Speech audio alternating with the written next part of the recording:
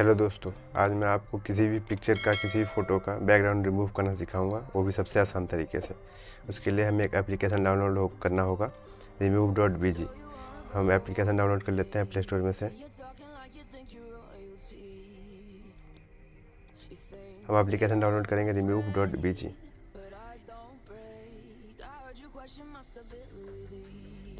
ये first result आया है, इस पर हम टैप करेंगे। देखिए मैंने पहले से इंस्टॉल कर रखा है, आप इंस्टॉल कर ले। अब मैं सीधा ओपन करूँगा।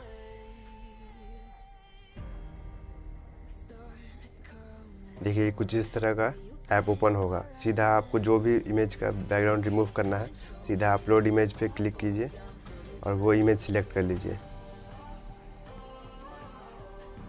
जैसे मैं ये वाला इमेज सिलेक्ट कर लेता हूँ, ये डॉग की फ़ोटो सिलेक्ट कर लेता हूँ। ये खुद ही रिमूव कर देगा बैकग्राउंड एकदम भी क्लियर।